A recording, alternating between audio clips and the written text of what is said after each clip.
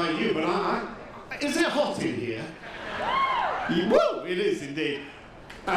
Since we've been doing these shows at the end of the cruise, there's a couple of people who've been the backbone of the whole thing. One is Terry himself, of course, who never lets us down, and the other is the man I'm going to introduce now. He's going to do a bit of magic for you. He'll have a few things to say about the cruise generally. He's a good bloke. He's blogged the cruise. He's a member of Crack Kings. He is Mr. Steve Mills. Come on, Stevie boy.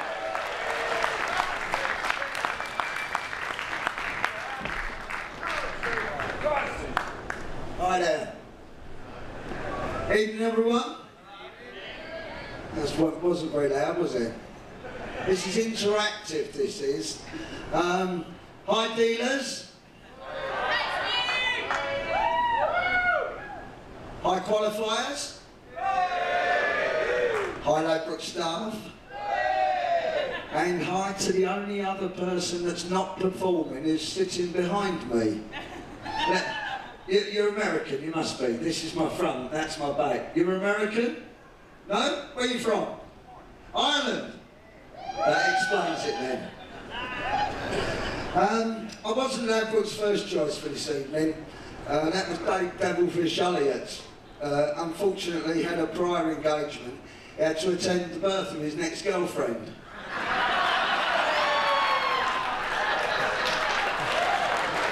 Got away with using it. It's been a fantastic trip. I had a great laugh. Me and some of the guys, we managed to spend a bit of time in Fort Lauderdale before we came on the boat. We had a bit of fun, especially the day that three of us, Lord Lucan, Rich Lizard and myself, decided to follow Jerome K. Jerome, three men in a boat. We hired a little speedboat. Some of you might have heard about this. The sun was shining, we had beers, which might have been part of the problem actually, and we had a map, which Lizard, he likes his video camera. He was standing in front of where I was driving, so of course I couldn't see. And I can remember just in the back of my mind, the guy that hired us the boat, he said, "Do watch out for the sandbanks." I did, I couldn't help it, I crashed. Not once, but twice. Rich Lizard will report it on the forum, the Crack Kings forum that we belong to. Steve crashed into the sandbank. But I'll tell you what, if I'd have been writing it, it would have been totally, totally different. It would have said, yes, I crashed onto the sandbank, but look at the two skillful ways I negotiated back off. I'm an optimist, he's a pessimist, what can I say? Qualifiers, I'd like to thank you for qualifying, because without you I couldn't have logged my way onto the cruise, which I'm delighted about. I've met some lovely people. Excuse me. Excuse me. Hello. Do I come in the kitchen when you're working?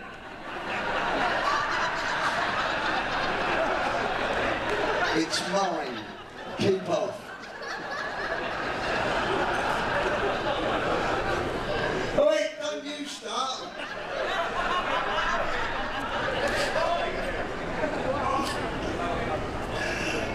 It's been fun listening to some of the stories from the people who have qualified, and it's been great chatting to you on the phone, on the internet.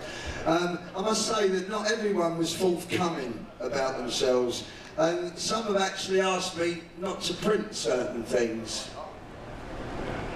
However, Alan Two Ducks, Ken 007, great guys who I've met here, they wouldn't give me their ages. And now I understand why. Can't believe it, Alan's 42 inches round the waist. There was a brilliant qualifier, Ingmar Johansson from Norway. He wouldn't send me a photograph. I've met him, I understand why, he's an ugly bastard. Scared the hell out of me at the table. There's no one like to play with him. There were a few Scandinavians, they didn't want their surnames mentioned. They said it was for tax reasons. I understand, bloke is taxed over there. There was also a lovely lad, one of our two Dutch qualifiers, Guido Koch. Now he said, please don't print my surname. I presume that's for tax reasons as well, I'm not sure. For those of you in Latvia, that's Willie in English. Right, okay. Pregnant polls. Dealers have been absolutely fantastic. Yeah, give them a round of applause, because Eldon and Bob put the team together, and I've been very lucky to have been on quite a few of the cruises now, and I will say that the standard of dealers has got better and better with each cruise. It did one thing make me smile on the first day, Lady American dealer, and the tournament had just started, the 500 event, and she turned sharply to the shaven-headed poker player in seat 1, and she said, "English only at the table, please."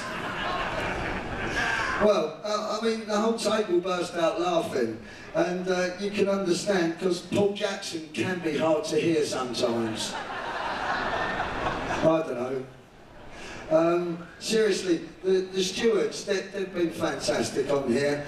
Now, I'm quite a private person generally, and I don't really like letting them into my life, but on this trip we've taken full advantage of that. And did surprise me the other day though, when Stuart, he knocked on my door, he said, "Can I clean up?" I said, "Of course." So he came in, he had a shit, shower and shave and buggered off. Just strange. He's been brilliant though, and I certainly want to give him a nice tip. And no, I'm not going to say that because he was too nice. The steward, I don't know, do you think where they actually live? Do you know where their quarters are? Because I'll tell you what, I reckon that my steward slept under my bed. Because the other night I woke up for a wee, came back and my bed was made. Help desk, have any of you had to use the help desk? They've been good down there. The other day I lost my sunglasses and I had to queue up. There was an American lady in front of me, and she said to the guy, "Excuse me, do the staff sleep on the ship?" And the young man behind the desk, he said with a grin, "No, they're helicoptered every night, madam." And she walked away quite happy. Well, they'd never had my sunglasses, so I had to go back the next morning. And in front of me was the same woman, and now she was complaining about the noise of the helicopters. I was a bit daft when I came home. I overpacked my case. I got charged for excess baggage. It quite annoyed me. And when I got here, I realised there was quite a lot of things in my case that I didn't really need. And with hindsight, the stupidest was suntan lotion. Complete and utter bloody waste of time that was, wasn't it? But we've had a good time. We're on a cruise. We're in the Caribbean. I could have been cutting the grass in Alpiton. Life could have been worse. You never know. Labadee was probably our brightest day. And like an idiot, I didn't take my sunscreen with me. Me and the guys went jet skiing, great fun. I kept away from sandbanks as well, just in case. And actually my legs got quite sore, I had to see the ship's doctor. And he gave me 2 Viagra, which I was quite puzzled by. And I said, "Doctor, are these going to help?" And he said, "Well, not really, but they could keep the sheets off your legs tonight." Which I thought would be quite an idea. If you want to burst into applause occasionally, feel free. Go on, Steve, keep going, mate. A bit longer till I've finished unravelling the next ship. Costa Maya.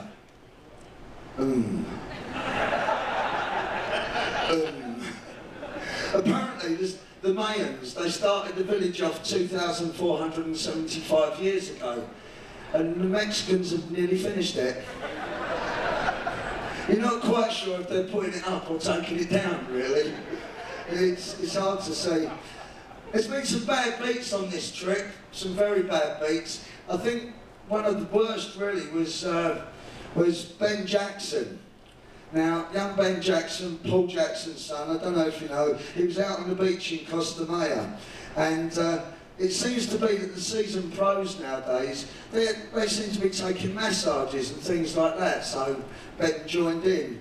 Now, here comes the bad beat. While he was on the table on the beach, someone nicked his trainers. It's absolutely true, that is. So basically, that massage didn't have a happy ending. But he is only 18, he's got time. I've enjoyed the cocktails of the day. I don't know if you've had the cocktails of the day. My steward told me that the glasses were to be kept as souvenirs. And I didn't want to get stopped going off the ship, so I checked with the captain. And I said, "Captain, is this true? Can I keep these as souvenirs?" He said, "Yes." Which kind of scares me, because it's like having Geo Pass in charge of the ship. It's quite scary. He said, "Yes, you may keep the glasses." And I said, "Thanks, but I don't know how they're going to fit in my case, because I've got 3 towels and 2 bathrobes." I've had a couple of bits of news from home. Not been on the internet very much, and managed to click onto the television. And bit of sad news. The police said last night that Simon Cowell has been injured in a road accident. Apparently someone reversed over him. The police are asking for the driver to come forward. I'm going to go back. I'm going to come forward. Simon Cowell, you heard of him up there? Is he big in America? You can keep him. We can't bear him. There was another bit of news from home. It's a bit more personal. I got a text last night from my youngest son, Alex. He said that Ben, my oldest, was drunk and playing on my Ladbrokes account. I was worried. I was really worried, but it's okay. I ran up into the internet room and I checked my bankroll, and all £18.36 are intact. So I've got a lot to do when I get home. Sadly, guys and girls, the cruise is coming to an end now, and after the cruise I'm returning to England with my blogging for Ladbrokes done, so effectively I'm out of work. No, it's more important than that, it's more R than that, and that's better, that's better. See, the Americans do false sympathy, they know how to do it. You guys, European, oh okay. We know what it's like in Europe, but effectively I'm out of work, and to top that, as soon as we get home, it's my 50th birthday. See, you're disbelieving. Look at me, 50. Look at this t-shirt. I mugged a young teenager in the lift on the way here. 3 rules of being 50, in case you haven't got there yet. And I know there's a few that are going to be 50 around about this year. 3 rules of being 50. Number 1, never ever pass up the chance to use a bathroom. Rule 2, never fart unless you are in that said bathroom. And rule 3, never ever ever ever waste an erection. Even if you are on your own. Oh guys, it's daft. It really is. I've got to the age of 50. I've had the same doctor for over 30 years. He said to me, since I was about 25, he said, "Steve, don't take drugs, they'll kill you." He said, "Steve, don't take drugs, they'll kill you." Well, now I've got to 50, he said, "Steve, take these drugs, they're going to keep you alive." It's mad. After all these years, he was my doctor, he's now my dealer. Crazy, but at least we get it on the NHS.